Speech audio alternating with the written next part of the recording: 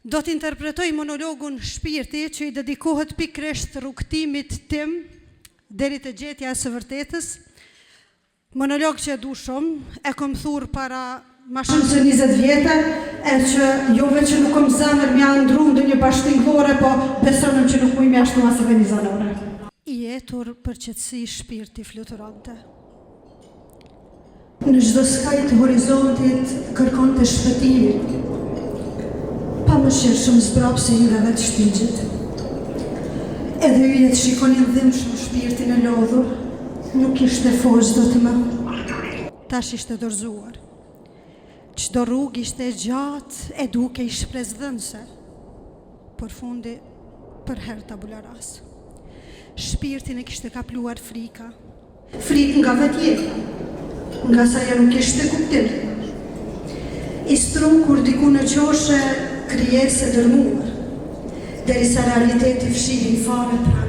Po, shumë afër në një nga dollapet e harruara të kasolës së erët.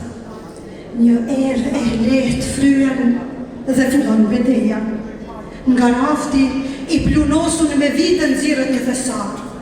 E kush e ka imagjinuar të tillë? Me trishtim dhe ironi hapën në fletët e thesarit nga duart e varfra.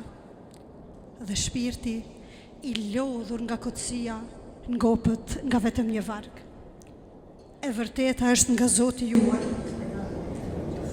Shpirti tronditur syve do të nuk u beson. Dhe prap fillon të kërkoj i parreshtur në lumin e pashtjerur të thesarit të quajtur Kuran.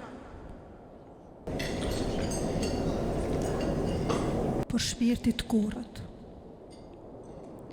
fillon t'i bëj akuza vetës, akuza të pandërprera, sepse tash e kishte kapluar frika. Frikë nga takimi me Zotin. Po sërish një të zgjidheshin nga puvargjet e thesarit. E nëse ata pendohen, në horizont ndroheshin kohët dhe vitet kalonin. Shpirti çdo herë i qetë e duke thirrur edhe tjerët për qetësi. Po kur dikush e fyente, e nënçmonte apo edhe e shante, ai përgjigjej me puvargjet e thesarit. E vërteta është nga Zoti juaj. Kush të dojë le të besoj, e kush të dojë le të mohoj. Faleminderit.